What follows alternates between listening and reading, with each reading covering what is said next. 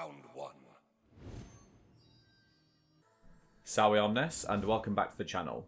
In this video, I'm going to be sharing my thoughts on Warden after the changes that the character received in the testing grounds. First, I will quickly summarise the changes, and then give my feedback on said changes.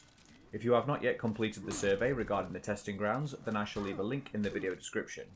Make sure to complete the survey fully and with your honest opinions, but please make sure to consider that the goal is to make all characters viable across all game modes. So, for Warden's changes, Shoulder Bash is no longer accessible from back dodge, but can now be accessed after all of Warden's sword attacks, and Shoulder Bash has a static movement of 0.5 meters when feinted. All heavy finishes are 900 milliseconds and unblockable. Both side heavy openers and finishers have better horizontal trajectory. Side heavy openers have increased range, side heavy finishers have extra forwards movement during startup, and light attacks now chain into heavy finishers at 100 milliseconds during their recoveries. Zone attack recovery has been reduced to 500 milliseconds from 1000 milliseconds and has additional forward movement. First of all, Warden overall got massive buffs, with the only nerf being back dodge shoulder bash being removed, but that was necessary as such an overwhelmingly strong defensive mechanic was bad for the game. Now I've seen complaints of people wondering why Warden of all characters should get buffs at all given his alleged S tier status.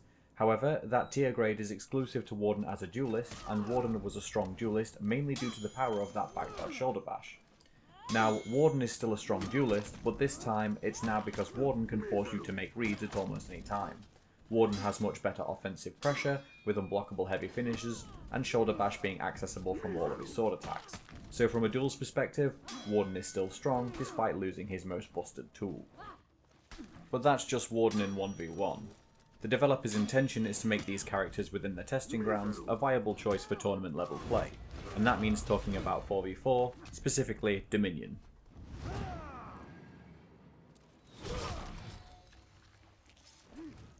Before testing grounds, Warden was underwhelming in 4v4.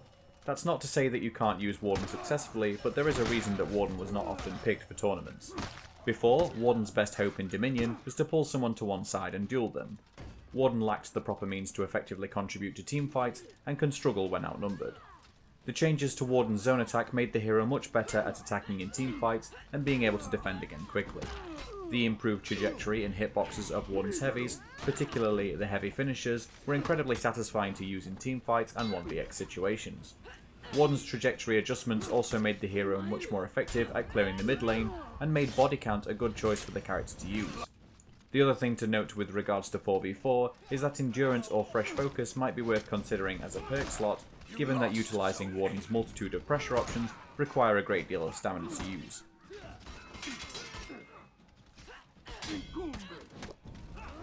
Not everything is good news though, and Warden does still have some issues. With regards to the testing grounds changes, heavy finisher damage is simply too high at 35. These attacks land frequently, especially in teamfights, and I think the damage could do with coming down to 30. I think that's a much more fair number given how much more often these attacks will land. Also, having access to shoulder bash, specifically after heavy finishers, also feels too strong.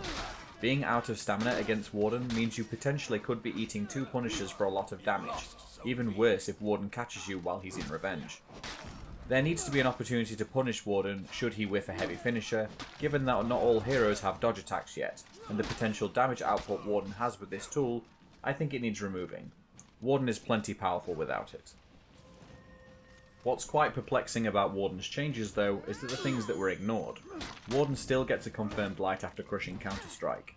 I know it's only available for top attacks as opposed to other hero superior lights, but it still looks awkward and feels like an unfair reward. I'd sooner it deal a little more damage with the crushing counter-strike instead of it confirming another attack. Warden also still has 600 milliseconds chain lights. When switching to a side light after a top light, or opposite side light opener, the subsequent chain light is 600 milliseconds. Ignoring the fact that there is little reason to ever do this, you can still do it, and we've seen time and time again that 600 millisecond lights are terrible. Just look at Raider's top light finisher, that's 700 milliseconds and you never see it get used. Why is it still in the game?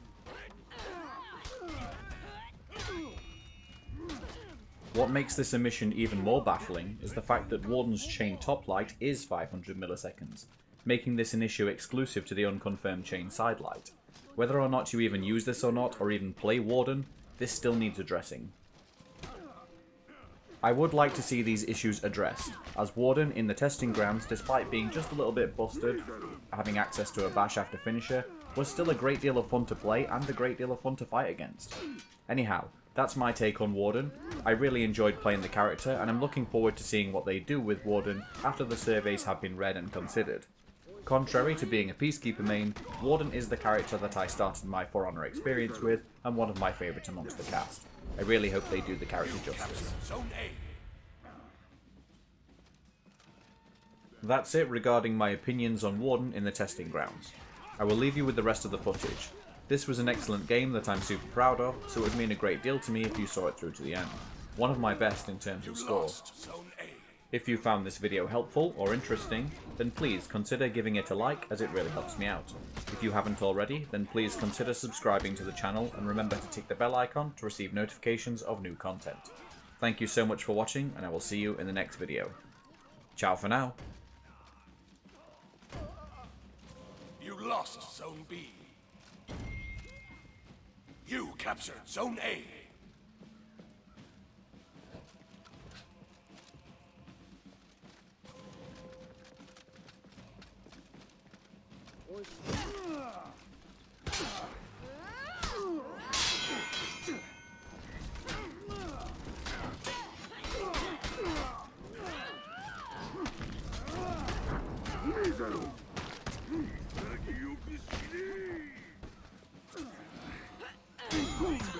You captured Zone B.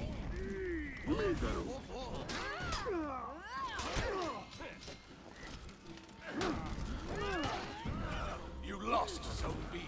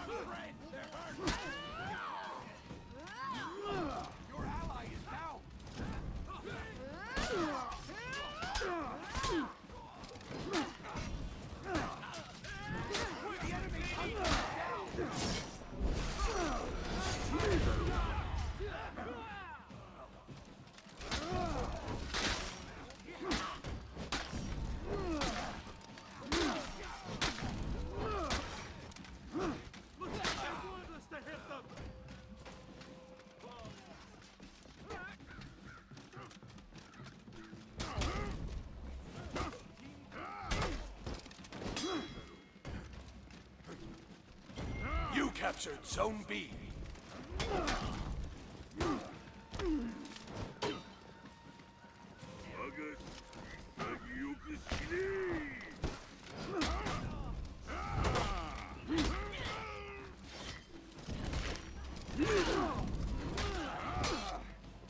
You lost Zone B.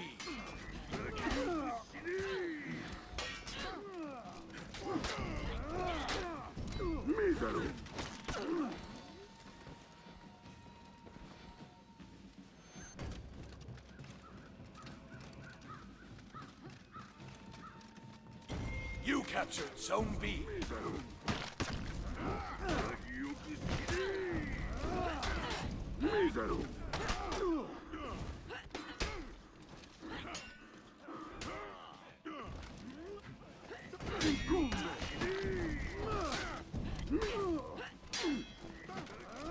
You lost Zone B.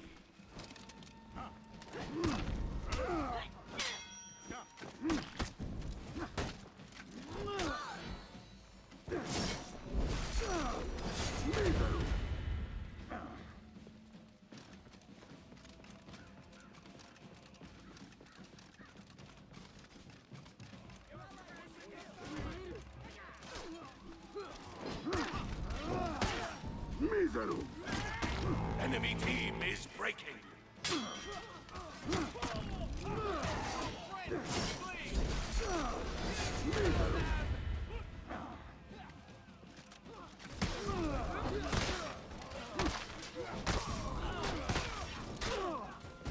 Your team is breaking. Your team rallied. Enemy team is breaking.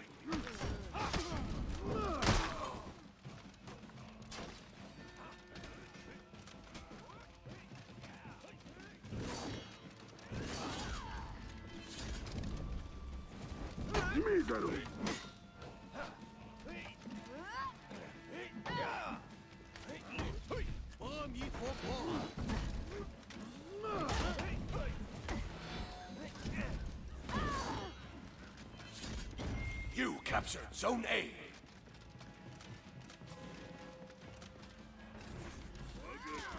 Thanks for the hand,